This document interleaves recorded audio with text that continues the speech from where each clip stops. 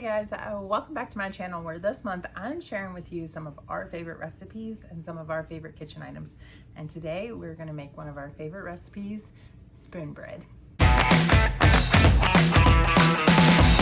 spoon bread takes me back to my childhood. We used to eat it all the time at my grandmother's house. And then a few years ago, I was craving it. Now back then she used to use just some type of mix that she found in the store, and I could not find it. And I went to store after store after store, and I asked people, and nobody knew what it was. They had never heard of it or anything. It is kind of a Southern thing, I believe. It is a recipe that the Native Americans came up with, which I think was another fascination with me, because we do have Native Americans in our family. So when the Indians realized that they could dry the corn and mill it and make cornmeal and kind of use it as a grain to make breads and cakes and stuff like that, they came up with this recipe. Now there's different versions of this recipe out there. Some calls for water. The recipe I'm making uses milk. This recipe is the one that just reminded me closer of what I had as a childhood and the recipe that I thought was the best. So for this recipe, you're going to need 2 cups of milk. You're going to need 3/4 cup of cornmeal, a tablespoon or 2 of butter. I'm going to use 2 tablespoons of butter. You're going to need 1/2 teaspoon of salt, and you're going to need 4 eggs, but you want to separate your eggs. So you should have your egg yolks in one bowl and your egg whites in another. You're going to beat them both. You're going to want your egg whites to kind of beat them until they're kind of stiff, and then just your egg yolks normal. So then we're going to bake this at 400 degrees for about 30 to 40 minutes. First thing up, we are going to heat our milk up. You want to heat it and get it hot, but you do not want it to boil. And then we're going to add the cornmeal. So let's go ahead and head to the stove and get this mixed up. Right, so we're going to go ahead and add in our 2 cups of milk. I am using whole milk, and I just have it on a medium heat because I really don't want this to boil. You just want to stir it periodically because you don't want it to burn on the bottom.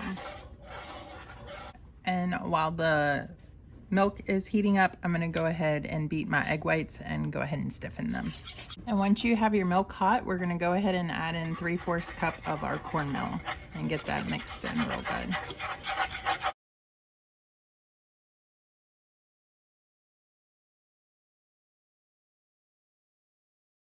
Once you have it mixed well, you'll frequently mix it so that it doesn't burn on the bottom.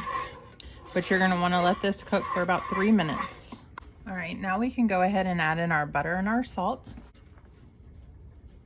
I'm just going to mix this up till our butter is melted.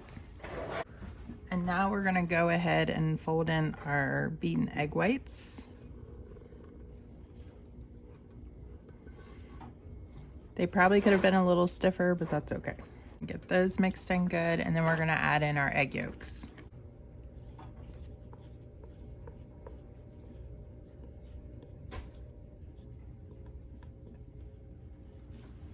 Just get everything well combined. Now I went ahead and warmed up a baking dish while I preheated the oven. I had some butter in here, kind of like we did with the cornbread. We're just going to add our batter to this. Again, the butter, the warm pan and the butter is going to help give you a nice crispy edge on this. But then you'll still have a nice soft center.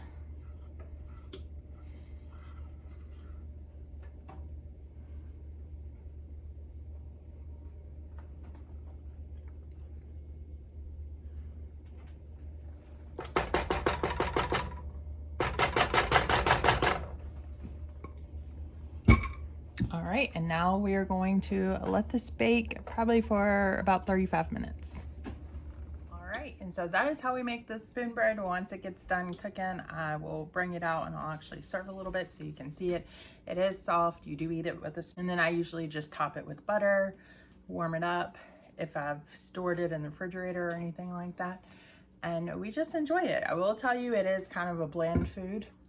As you can see, we didn't add much to the recipe. Simple to make, and I personally just love the taste, and so I wanted to share it with you guys. So we will be back in about 35-40 minutes. All right, so we just pulled the spoon bread out. It smells absolutely amazing. It looks so good. I'm gonna serve some up so you can see what the inside looks like. All right, we got it served up, and as you can see, you're just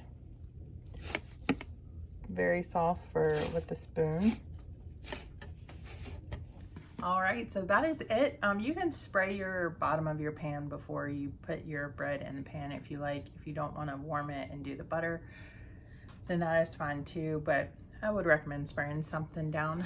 But I really like it. Like I said, it is bland, so don't go and expect there, if you try it, don't expect there to be like a bunch of flavor. But I think it is so good. If you homeschool, or if your kids are studying Native Americans or anything like that, this is a fun recipe to do with them, so that they can kind of taste what they used to eat back then in the late 1800s. The first time this recipe was ever published in a cookbook was in 1847 by Sarah Rutledge. So yeah, but that is it. I thank you guys so much for watching. I hope you enjoyed today's recipe and a little bit of a history lesson, and I will see you guys tomorrow. Bye guys.